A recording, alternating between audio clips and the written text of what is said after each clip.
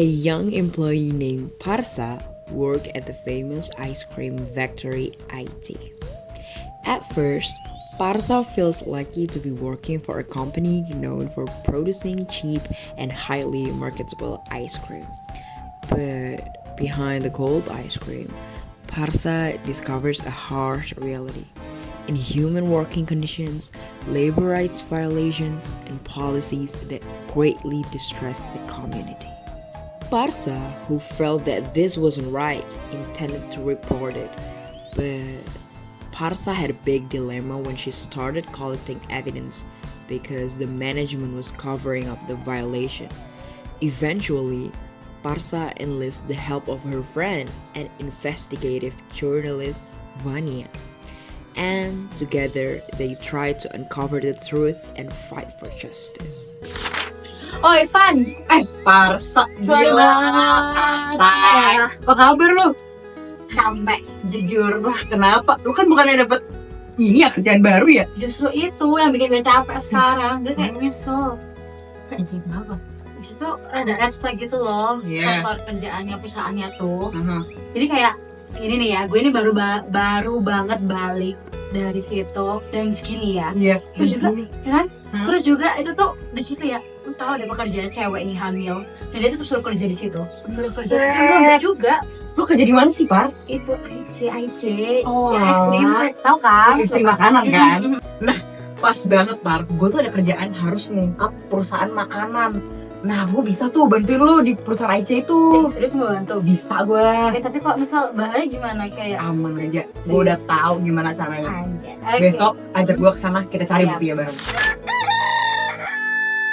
The next day, at the place where Parsa worked, Parsa heard that there was a rumor that her co-worker, Leah, was threatened by her boss.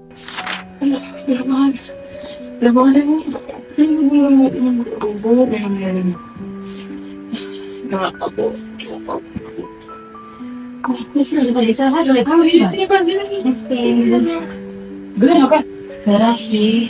Tapi tadi aku dengar dari anak kalau belinya mau dipecat. Siapa? Gak mau saya cerita.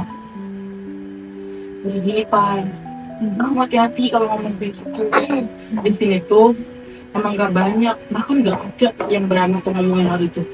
Karena emang kita dilarang. Kalau sedikit aja buka muat soal itu, udah kamu langsung disuruh cabut. Gak bakal kamu bisa diterima di sini. Emang gitu.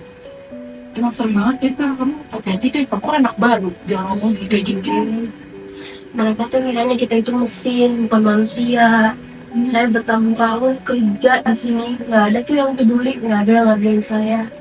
Cuman kalau ada audit baru tuh mereka problem. Tapi kalau kayak gini saya mau diam terus. Kalian harus lawan dong. Saya sih nggak masalah, yang penting saya dapat duit ya Pak. Daripada saya disuruh angkat kaki, harga saya makan apa? Shortly after the incident of Leah being threatened, Parsa was called by the boss because the boss felt that there were workers who complained about company regulations and warned Parsa not to act in a way that could ruin the good name of the company. Ya silakan masuk.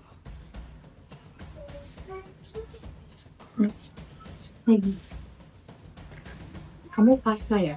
Iya benar Bu. Kamu pegawai baru di sini kan? Saya dengar ada beberapa pekerja yang tidak puas dengan sistem kerja kami. Kamu tahu siapa mereka? Maaf Bu, saya nggak tahu. Saya cuma fokus kerja aja. Bagus kalau begitu. Tapi ingat, kami tidak suka ada pegawai yang membangkang. Yang penting kamu tetap di jalur yang benar dan jangan coba ikut-ikut campur urusan yang bukan urusanmu. Iya Bu, saya paham.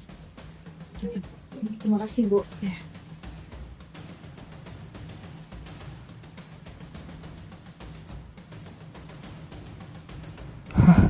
She knows what I'm starting to plan. I have to be more careful.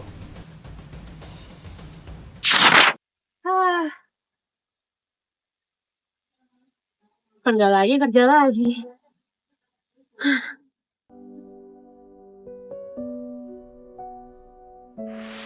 Since 2017, IT has implemented policies that are not responsive to the needs of female workers. They are often forced to work in hazardous conditions, including heavy lifting and working night shifts despite medical warnings that it could harm their pregnancies. Not only that, but female workers also face difficulties in applying for menstrual and maternity leave, which they are entitled to. These harsh and inhuman working conditions have a serious impact on the physical and mental health of women workers. Many of them experience stress, loss of motivation, and even go on strike as a form of protest against unfair treatment.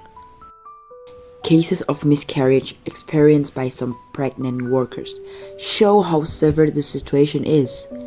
In one case, a worker had to lift heavy loads which caused serious complications in her pregnancy. The ITEC case is a reminder that exploitation of women workers still occurs in many places. So, Parsa has had enough of the IT boss's rules. In the end, Parsa had the courage and the will to abolish these unreasonable rules for the welfare of her co-workers. She fought hard to bring gender equality to the workers at IT. She sent all the evidence she had to Fania and social media. Parsa is also ready to protest against the injustice she feels at IT with her co-workers and her journalist friends.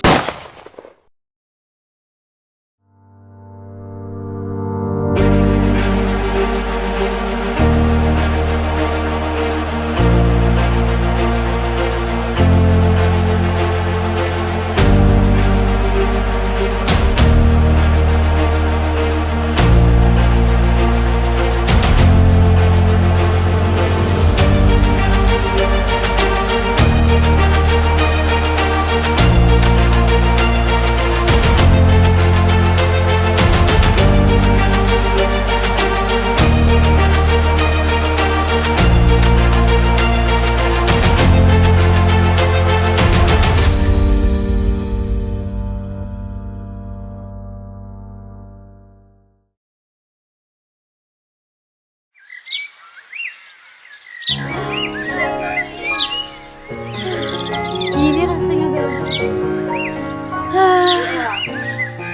Bursa. Akhirnya kita bebas juga. The struggles of Parsa and her friends finally came to a beautiful end. PT IT began to be investigated by the authorities for the continuation of the welfare of the workers. Parsa and his co-workers can finally breathe a sigh of relief. Thank you from us to all factory workers in Indonesia.